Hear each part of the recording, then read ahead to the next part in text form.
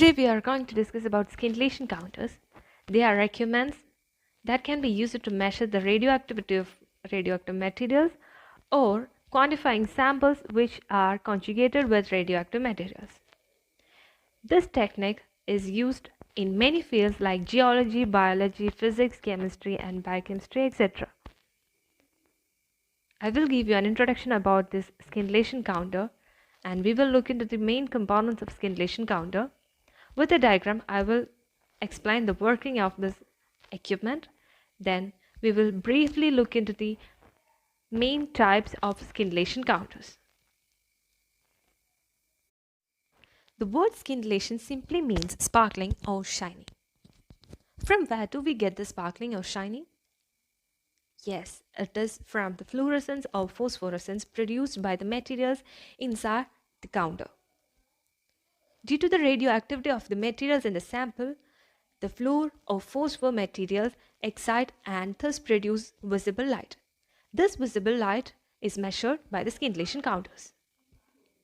These instruments are suitable and sensitive for estimating radioactive materials in a sample.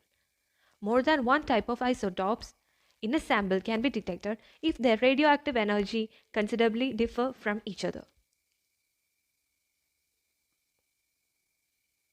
They are sensitive to gamma rays than Geiger-Müller counters. They also count alpha and beta particles at faster and higher radiation levels than GM counters. They can also differentiate between different types of emissions. These counters can give two types of data. They can give qualitative information and also quantitative measurements. The main components of a scintillation counter. A scintillation counter consists of a scintillator, a light tube, a photomultiplier tube, and a counter. First one is scintillator. We can also call them phosphor or fluor as they produce visible light as a result of fluorescence or phosphorescence.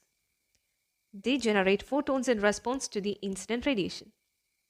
They can be solid ionizable materials instead of gas. Some of the examples are given. Organic phosphors are used for alpha particles. Inorganic phosphors are used for electrons, deuterons, and gamma rays. Organic scintillators can be also used for beta counting.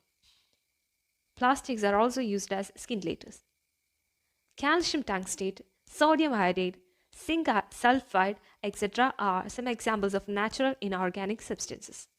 Second one is the photomultiplier tube. They help in detection of weak signals. As you can see in the picture, there are photocathodes and anodes to a photomultiplier tube. The photocathodes absorb photons produced by the scintillators, then emit electrons in response to it. The anodes inside the photomultiplier tube helps in amplifying them by knocking out secondary electrons. These electrons are collected by the anodes and generate current impulse, which can be measured using an electric device. Scalars are the third one. They are electronic devices which counts number of pulses from counter equipments. They count rate per minute and are directly read.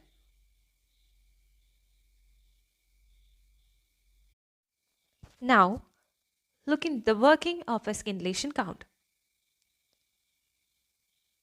The radiations are produced by the radioactive materials in our sample.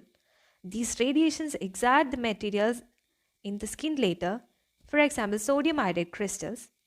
They produce fluorescence or phosphorescence, hence white light or photons thus produced hit the photocathode of the photomultiplier tube, which results in the emission of electrons.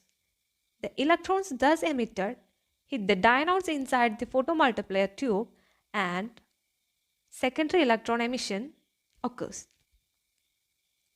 Thus, they are got amplified and finally they are read and collected by the anode. From the anode, they are sent to a measuring device from where we can read the radioactivity or we can simply quantify the amount of material in the sample. Finally, let's look into the types of scintillation counters. There are two types of scintillation counters: solid or external scintillation counters and liquid or internal scintillation counters. In solid scintillation counters, the samples are placed close to the scintillators, which are close to the PM tubes. Here in this figure, you can see this is our sample, which is placed close to the scintillator of fluor or phosphor, which is close to the PM tube. In the case of liquid or internal scintillation counters, radioactive materials is dissolved inside the liquid containing phosphor, which is kept near to the PM tube. This is the main difference between solid and liquid scintillation counters. The figure is an example for liquid scintillation counters. In this figure, you can see that a sample of DNA are kept inside a vessel. This DNA sample are conjugated with radioactive materials. And you can also see scintillators over here. The radioactive materials in the DNA produce radiations which excite the scintillator and visible light are produced. These light are captured by photocells or photomultiplier tubes and forms a current signal which is read in a counter. These are the references I have used for making this slide. Hope you all enjoyed. Thank you.